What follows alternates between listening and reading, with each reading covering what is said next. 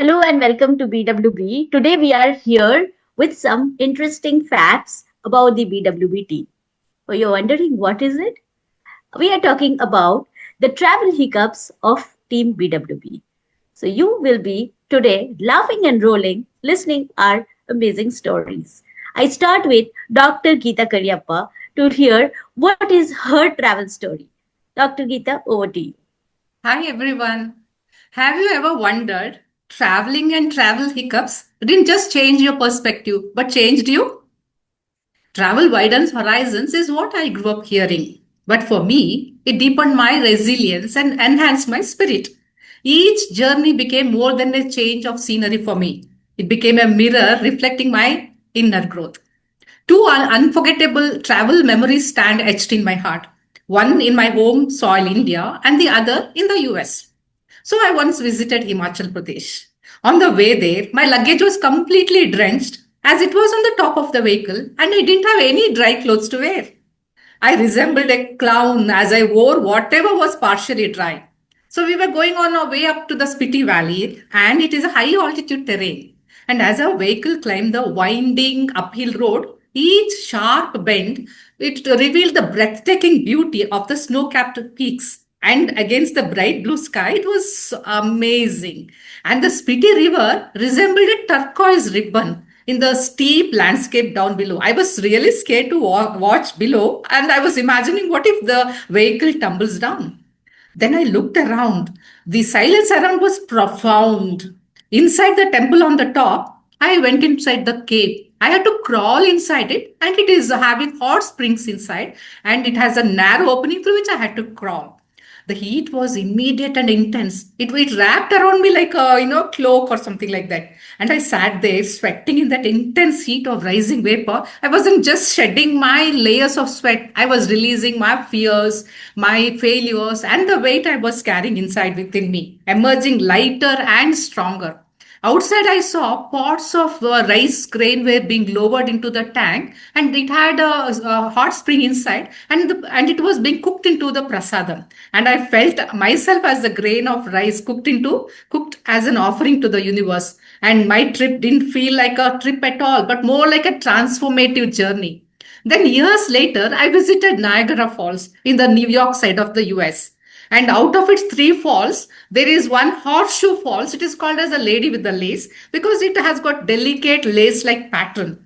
Every second, over 3,000 tons of water thunder over the brink, creating a powerful mist that rises high into the air. So, standing behind the lady with the lace, I was wrapped in a mist that felt alive. The roar of the horseshoe falls thundered inside my chest. As I stepped under the falling water, it came crashing down on my head with powerful force. And I felt like the sky itself was pouring blessings over me. And then I started shouting above the roar of the water, I am a winner. I am a powerful person. I am free. Because nobody was able to hear me, right? I was just shouting my way around. In that strong, watery embrace, it felt as though every limitation that had bound me was dissolving into the spray. My soul lifted and I was dancing around, drenched in the mist, celebrating not just the view, but my hard won victories as an author or as a person or as a mom. Travel hiccups shaped the arc of my transformation, reminding me that travel doesn't just take us to new landscapes, it reshapes the curves of our very spirit. This is my travel story. What about you, Shritapa? Would you like to share? That was a beautiful story and such a nice experience and lot of learning from your story. I have one more story to share. I was going to Coimbatore. In Coimbatore, we had taken a car. It was my friend's car, and we were traveling to a place. As we reached the place and we were enjoying the beautiful scenic beauty, everything was going good. And suddenly, when we were going towards the car, a dog attacked. Okay, he was walking towards the car, and I was so scared that I thought it might attack me, and I started going opposite direction. And my friends were calling me like, "Come fast! It is about to get rains are coming, and we are supposed to go to the car before it rains." And so I was so scared. I'm listening them, but I'm going the opposite direction away from the dog. And I started running away. And they were like, "Arey, where are you going? Please come back. Please come back." And I was like so scared of the dog. And the dog also, it didn't understand what am I doing. And it started running towards my direction. And it all messed up. And I was totally holding my friend like, save me. Not opening my eyes literally like this, that save me. And she is laughing looking at me, that I'm behaving like a child. And the dog is doing nothing actually, it's just happily standing there, not even barking. And I am thinking what not in my head and creating a big mess there, when everything was all right for most of the people there. So it started raining. We got a little drenched, and thanks to me, and then we boarded back home. So this is my travel hiccup, I will say. It wasn't a hiccup, I made it a hiccup because I'm scared of dogs. So over to you, Sujata, for more insights from your travel hiccups. Thank you, Shritapa. Now, mine, the story which I am going to narrate is also another true story. We planned a family trip to a wildlife sanctuary, to Jim Corbett National Park, secretly hoping to see a tiger, but only from a safe distance. Well, we actually got to see a tiger, but the tiger was too close for comfort. What happened is we booked ourselves at Dikala. It's a zone famous for tiger sightings. But, I had done so many of these safaris, never really sighted a tiger. So here also I thought that, maybe, people, we would also return with peacock photos or photos of other animals, but not of tigers. But then, there we were in the open gypsy, bouncing, cameras ready, hair full of dust, and hearts full of hope. That was the last safari of our day. We were almost back to our resort, and I sighed, no tiger this time again. Our guide suddenly he held up his hand and said softly, "Ma'am, wait, the tiger is near. I can hear the call." He stopped the gypsy right there on the forest road, and within minutes, other gypsies and canters lined up behind us, 20 of them. And we were right in front. Then from a distance we saw it, a tiger walking slowly, gracefully, straight towards it. I loved the sight. For a second, we forgot to breathe. The cameras came up, we took out the mobile, started recording. Hearts were pounding. Still, the distance was quite safe, so we weren't worried. Then we realized it wasn't crossing the road. It was coming right towards us. My husband and my brother-in-law, they were standing right in front in the open gypsy. The tiger kept walking closer and closer. My heart was in my mouth. I whispered to the driver, "Turn back." He shook his head. "Not possible, madam.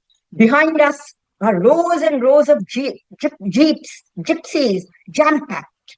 The guide warned us, "Don't move, don't click, just stay still." At that moment, I did the only thing I knew. I closed my eyes and I started reciting my mantras. Just when it came terrifyingly close, it turned, slipped into the bushes by the road, and vanished. We all were so relieved, half laughing, half crying. We thanked God, thanked the forest, and thanked the tiger for sparing us. I returned to the resort, but it was not over. 15 minutes later, there was shouting outside in the resort. Forest guards were running, telling everyone, "Stay in your rooms." We peeped from our windows. The same tiger had been spotted near the resort wall, and it had attacked a man, a laborer, cutting grass outside. Soon the forest officials arrived on elephants with guns. We could see the preparation for the entire rescue operation. First time I saw it. How it must, how they do it. They said the tiger was still sitting on the prey, refusing to leave it. We all stood silently praying for the man, the forest officials, and the animal also. The man was released from the tiger's clutches, taken to the hospital, declared dead. Still, wait, there's more to come. That night, after all the chaos, we somehow tried to sleep, and then in the middle of the night, a loud knocking on our door. Not human. It was not human. Slow, heavy, rhythmic. some heavy animal is there. Thud, thud, thud. We froze. Leopards also came around, that area, and we saw the grass. It was tall, uncut, and there was hardly any moonlit. So from the windows also we couldn't see anything. Who is this animal? So anyway, we were four of us. We huddled together in silence, hearts thudding, not daring to step out. And then it stopped. Morning came slowly with birdsong and fear still hanging in the air. Well, we were still too scared to step out of the room. So we called the forest staff and confirmed whether it is safe to step out, and then we stepped out. To this day, we never found out who or what knocked that night. But one thing's for sure, that trip taught me that nature doesn't always give you what you expect. Sometimes it gives you an experience you'll never forget. And if you go on a safari, trust your guide and maybe keep your mantras always ready. They will help you. Thank you. Now over to Jasbir. Hello, After that, Jasbir. yeah, Yes. after that amazing animal, adventure that you've had, uh, I'd like to talk about an adventure that I had with human beings because human beings can also be animals. We are known as crazy when it comes to, you know, certain human emotions. So this is when we went on a holiday to Thailand. We were in Bangkok and we went around the entire city. We decided we need to get back to our hotel. And we took a tuk-tuk, which is the local vehicle in Bangkok. And we told the tuk-tuk driver we want to go to Marriott Hotel. So he took us to Marriott, and our Google Maps was showing that it would have we would have reached in like 15 minutes, but the route that he took, we could not understand the route that he was following. It took him almost 40 minutes to make us reach the hotel. And when we reached there, we realized this is not the hotel we have to go to because the area was Sukhumvit and he took us to Marriott Hotel Sukhumvit. The area was right, the hotel was wrong. And this guy, he spoke in Thai language, which we could not understand. Then we had to call the security guard and we insisted that this is not the hotel we wanted to come to. And the security guard was like, but this is the only Marriott here. So we removed our hotel key and see how can that be possible. We wanted to go to Marriott in Sukhumvit. And when we looked at a hotel key, we realized we were staying at the Marriott service apartments, which is not the same as Marriott Hotel. So now it became a bigger challenge because this guy, the tuk-tuk driver, was already frustrated and he was like not being able to communicate with us. Somehow the security guard explained to him that he has to take us to the service apartments. And we were just praying because it was like 10 in the night and it was my husband, my daughter who was like 6 7 years old. So we were like, I hope he reaches us to the right destination. And we reached the Marriott service apartments.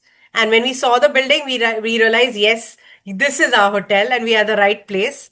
And sometimes, in spite of being educated, we people do not realize that even one word that we use can create such a mishap.